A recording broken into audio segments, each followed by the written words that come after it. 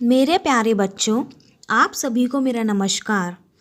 हम आज का हमारा टॉपिक है बाल विकास। बाल विकास होता क्या है, इसका क्या अर्थ है, बाल विकास के कौन कौन से क्षेत्र हैं, इसका क्या महत्व है, क्या अवस्थाएं हैं, इन सभी के बारे में आज हम जानेंगे। तो सबसे पहले हम ये जान लेते हैं कि बाल विकास होता क्या है, इसका अर्थ क्या है। तो बाल विकास दो शब्दों से मिलकर बना है। पहला है बाल प्लस विकास। तो बाल का अर्थ होता है गर्भावस्था से लेकर युवावस्था तक के बच्चों को बालकों की श्रेणी में रखा जाता है, इसे हम बाल कहते हैं। और विकास वह होता है जो गर्भावस्था से लेकर जीवन पर तो चलता रहता है, वो हमारा विकास होता है। तो ये होता है बाल और विकास। अगर हमें बाल विकास की एक परिभाषा देनी है तो वो कुछ इस प्रकार देंगे कि बाल विकास वह विज्ञान है जो बालक के व्यवहार का अध्ययन गर्भावस्था से मृत्यु प्रयत्न तक करता है। ये बाल विकास की परिभाषा है। तो ये इसका बाल विकास का अर्थ होता है और ये इसकी परिभाषा। अब हम आगे बढ़ते हैं। अब हम ये जानेंगे कि बाल विकास के कौन कौन से क्षेत्र हैं। तो सबसे पहला इसका पॉइंट ये है कि बाल विकास की विभिन्न अवस्थाओं का अध्ययन, यानी ये कि प्राणी के जीवन में अनेक अवस्थाएं होती हैं, जैसे गर्भकालीन अवस्था, शैशवावस्था, बचपनावस्था, बाल्यावस्था, किशोरावस्था। बाल विकास केवल बाल्यावस्था का ही अध्ययन नहीं करता, बल्कि विकास क्रम की सभी अवस्थाओं के शारीरिक, मानसिक, सामाजिक, संवेगात्मक, बौद्धिक आदि सभी पहलुओं को अध्ययन करता है। उसके बाद दूसरा पॉइंट हमारा ये है कि बाल विकास के विभिन्न पहलुओं का अध्ययन, यानी कि ये कि बाल विकास विकास के किसी एक ही क्षेत्र से संबंधित नहीं होता, बल्कि इसके अंतर्गत विकास के विभिन्न पहलू जैसे हमारा शारीरिक विकास, मानसिक विकास, संवेगात्मक विकास, सामाजिक विकास, क्रियात्मक विकास, भाषा विकास, नैतिक विकास और व्यक्तित्व विकास सभी का विस्तार पूर्वक अध्ययन किया जाता है। ये होता है विभिन्न पहलुओं का अध्ययन।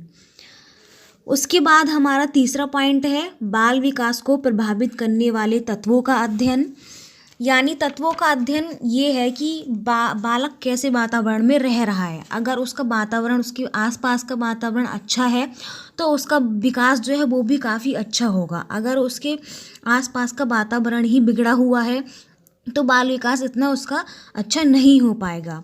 तो ये है।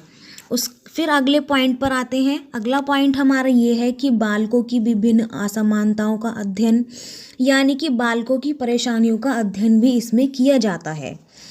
बाल विकास के अंतर्गत केवल सामान्य बालकों के विकास का ही अध्ययन नहीं किया जाता, बल्कि बालकों के जीवन विकास क्रम में होने वाली परेशानियों का भी अध्ययन किया जाता है। बाल विकास असंतुलित व्यवहार, मानसिक विकार तथा बाल अपराधों के कारणों को जानने का भी प्रयास करता है और इनके निराकरण हेतु उपाय भी बताता है। उसके बाद हमारा पांचवा पॉइंट है मानसिक स्वास्थ्य विज्ञान का अध्ययन, यानी कि मानसिक स्वास्थ्य विज्ञान का भी अध्ययन किया जाता है। बालक में मानसिक रोग पनप ही ना पाए, ऐसे विकास का अध्ययन किया जाता है। मानसिक स्वास्थ्य के नियमों का प्रसार और प्रचार किया जाता है। केवल मानसिक दुर्बलताओं और रोगों का ही अध्ययन नहीं करता, बल्कि विभिन्न मनोवैज्ञानिक तरीके से उनके उपचार भी प्रस्तुत करता है। उसके बाद हमारा अगला पॉइंट है बालकों की रुचियों का अध्ययन। बाल विकास में बालकों की रुचियों का भी अध्ययन किया जाता है। बालकों की रुचियों का अध्ययन कर उन्हें शैक्षिक और व्यावसायिक निर्देश प्रदान करता है।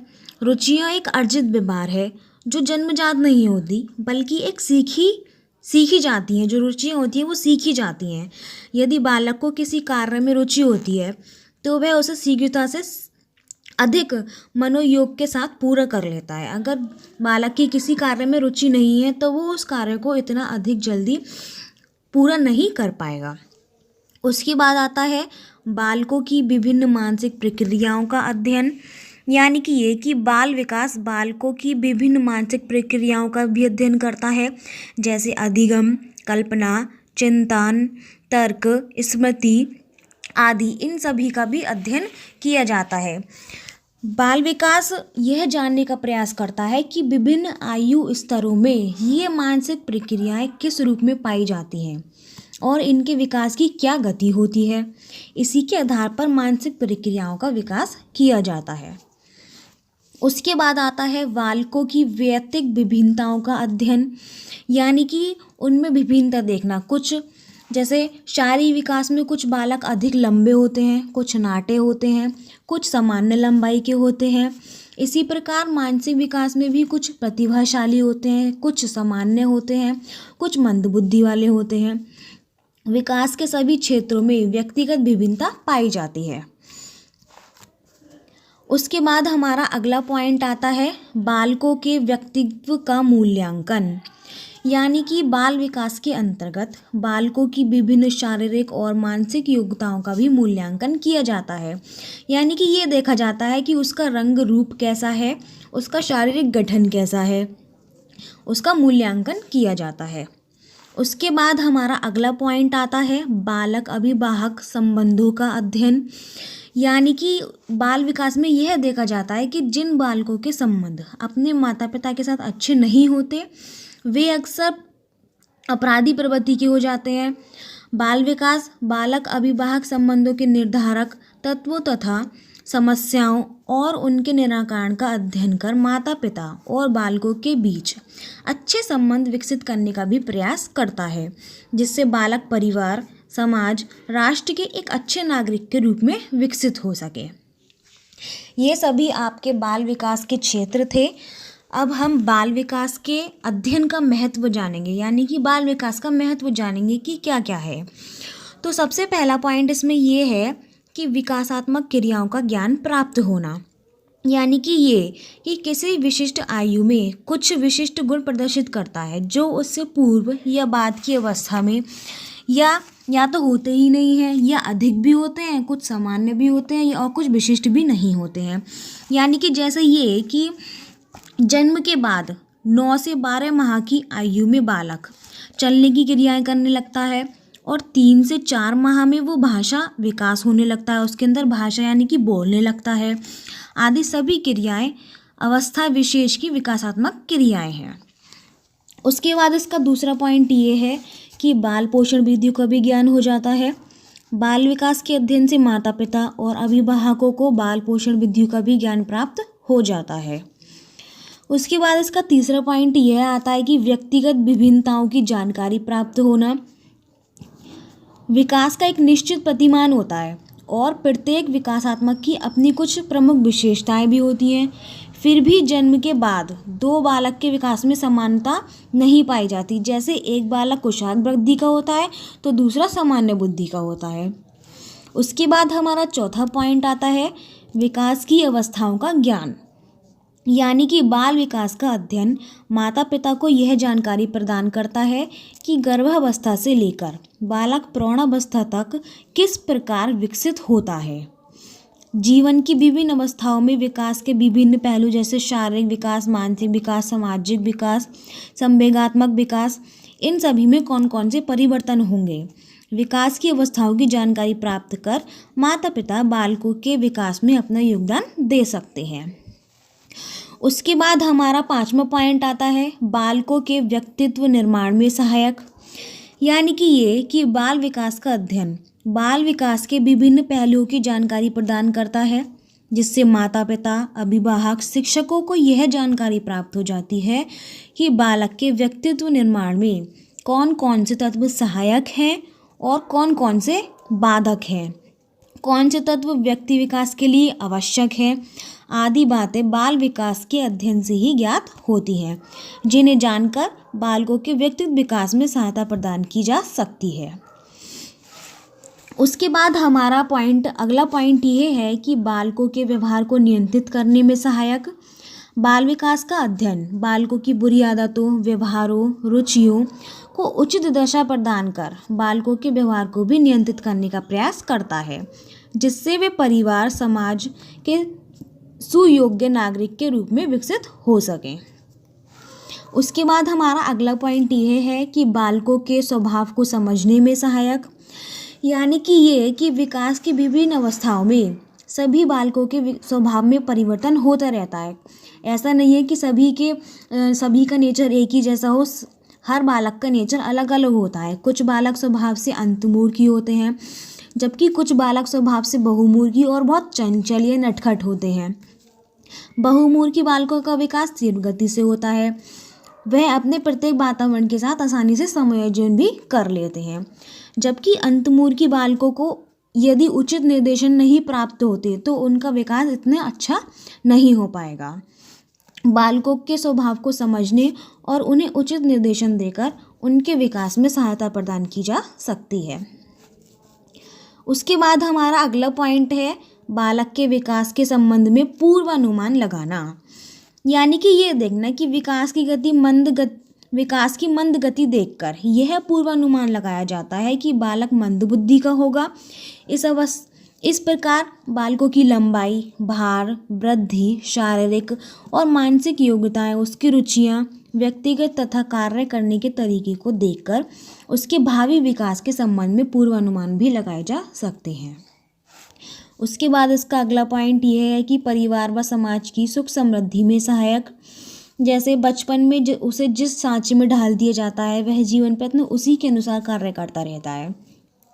बाल विकास का अध्ययन माता पिता शिक्षकों को बाल मन की भावनाओं, योग्यताओं, रुचियों, कार्य क्षमताओं तथा आदतों से परिचित कराता है, जिन्हें जानकर वे बालक के ऐसे व्यक्तित्व का निर्माण करें जो परिवार व समाज के लिए भी उपयोगी हो, जिससे सामाजिक में नियंत्रण भी बना रहेगा और परिवार व समाज की सुख समृद्धि भी वो सहायक सिद्ध हो सकती है। तो ये हमारे बाल विकास का महत्व था। अब हम यह जानेंगे कि विकास के रूप कौन कौन से हैं। तो विकास की प्रक्रिया में मुख्य रूप से 4 प्रकार के परिवर्तन दृष्टिगत होते हैं। सबसे पहला जो परिवर्तन है वो है आकार में परिवर्तन, यानी कि शारीरिक विकास क्रम में निरंतर शरीर में आकार में परिवर्तन होता ही रहता है। आकारों में होने वाले परिवर्तनों को आसानी से देखा जा सकता है, जैसे विकास क्रम में प्रत्येक वर्ष बालक के हाथ, पैर, पीठ, पेट, सिर के आकार, उसकी लंबाई और भार में परिवर्तन आता रहता है। उसके बाद दूसरा पॉइंट इसका अनुपात में परिवर्तन, यानी कि विकास क्रम में पहले आकारों में परिवर्तन होता था, लेकिन यह परिवर्तन अनुपातिक होता था। जैसे संपूर्ण विकास काल में हृदय का भार जन्म के बाद का 13 गुना बढ़ जाता है, जबकि मस्तिष्क का भार केवल उसका 4 गुना ही बढ़ता है। विकास क्रम में शारीरिक अंगों के अनुपात में अंतर आ जाता है। इसी प्रकार गर्भकालीन विकास क्रम में सिर अन्य अंगों की तुलना में बड़ा और भार में अधिक होता है, लेकिन बाद के विकास क्रम में शरीर के अन्य अंग सिर की तुलना में शीघ्रता से विकसित होते हैं। इसी प्रकार शैशवावस्था में बालक अपने में मगन रहने लगता है, जबकि बाल्यावस्था के आते आते वह अपने आसपास के वातावरण और व्यक्तियों में रुचि लेने लगता है। उसके बाद तीसरा पॉइंट ये है कि पुरानी रूपरेखा में परिवर्तन, यानी कि ये कि उसकी पुरानी रूपरेखा में भी परिवर्तन होते रहते हैं, जैसे कि बचपन के बालों और दांतों को समाप्त हो जाना। इसी प्रकार बचपन की अस्पष्ट ध्वनियाँ, खिसकना, घुटनों के बल चलना, रोना, चिल्लाना, ये सारे गुण जो है वो समाप्त हो जाते हैं। उसके बाद हमारा चौथा पॉइंट है नए गुणों की प्राप्ति।